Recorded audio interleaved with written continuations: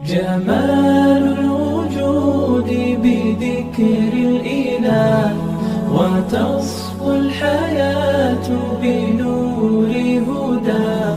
جمال الوجود۔ افطار کرنے میں تاخیر کرنا، اگر ہم سفر پر ہیں یا گھر پہنچنے میں لیٹ ہو جائے تو افطاری میں تاخیر ہو جاتی ہے۔ ایسے موقع پہ کیا کرنا چاہیے؟ دیکھیے جناب، سب سے پہلی بات تو یہ ہے کہ اگر آپ کام سے نکلے ہیں اور گھر پہنچنے میں آپ کو وقت لگ رہا ہے اور راستے میں ہی اذان ہو گئی اور آپ روزے کی حالت میں ہیں، تو سب سے اچھا طریقہ یہ ہے کہ اسی وقت پانی وغیرہ سے آپ روزہ افطار کر لیں،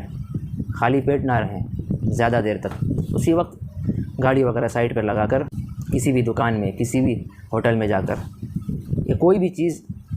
کھا لیں، تاکہ جس سے آپ کو روزہ افطار ہو جائے، روزہ کھل جائے۔ اس طرح خالی پیٹ رہنا یہ بھی اچھی بات نہیں ہے، کیونکہ افطار میں تاخیر کرنا، لیٹ کرنا،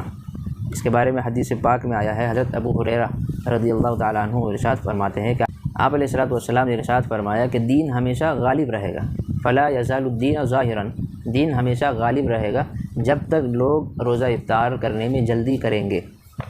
کیونکہ یہودی اور عیسائی روزہ افطار کرنے میں تاخیر کرتے ہیں اس وجہ سے۔ تو آپ علیہ الصلوۃ نے فرمایا کہ روزہ افطار کا وقت جب آ جائے، اور خود بھی آپ علیہ الصلوۃ خود بھی روزہ افطار کے وقت تاخیر نہیں کرتے تھے، بلکہ جیسے ہی وقت شروع ہو جائے افطار کا فوراً افطار کر لیتے تھے۔ تو اس طرح ہمیں بھی تاخیر نہیں کرنا ہے، بلکہ کچھ بھی پانی وغیرہ پی لیا، کھجور وغیرہ کھا لیا، کچھ بھی، تو روزہ افطار ہمیں جلدی کرنا چاہیے، تاکہ یہودی اور عیسائی کے ساتھ جو ہے مشابہت ہماری نہ ہو جائے۔ جو شخص روزے کی حالت میں کچھ کھا پی لے اور اس کو یاد نہ ہو کہ وہ روزے کی حالت میں ہے، بعد میں اگر یاد آ جائے تو وہ کیا کرے؟ یعنی سوال یہ ہے کہ روزے کی حالت میں جس شخص نے کچھ کھا پی لیا غلطی سے، پانی پی لیا وضو کرتے ہوئے، یا اسے کچھ کھانے کی عادت تھی، اچانک سے اس نے کھا لیا بھولے سے، غلطی سے، اور اس کو یاد نہیں ہے کہ اس کا روزہ چل رہا ہے، تو ایسے شخص کا حکم یہ ہے، حدیث پاک کے اندر ہے، حضرت ابو ہریرہ رضی اللہ تعالیٰ عنہ فرماتے ہیں کہ آپ علیہ الصلوۃ نے ارشاد فرمایا، من اکل او شرب ناسیا فلا یفطر فانما هو رزق رزقه اللہ۔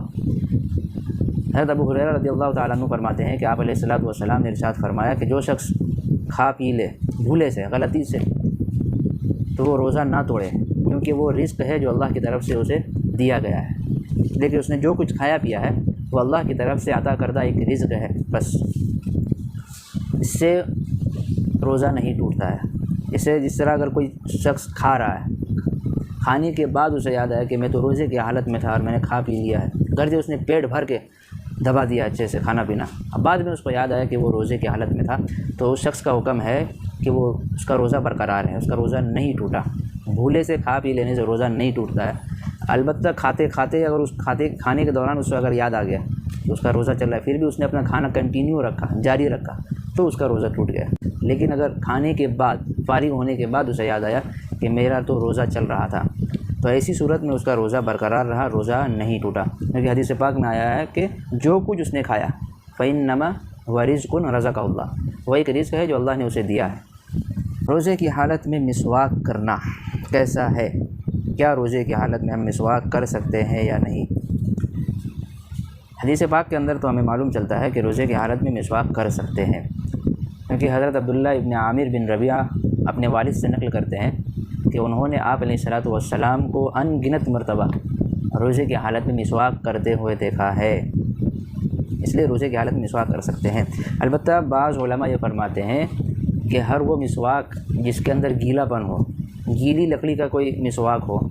تو یہ اس طرح سے یہ مسواک استعمال کرنا مکروہ ہے، یعنی جس کے اندر گیلا پن ہو اور اس کے ذرات پیٹ میں جانے کا اندیشہ ہو اور اس کا مزہ جو ہے، ایک ٹیسٹ جو ہے اس کو پیٹ میں جانے کا اندیشہ ہو، اس طرح کا مسواک کرنا یہ مکروہ بعض علماء نے لکھا ہے۔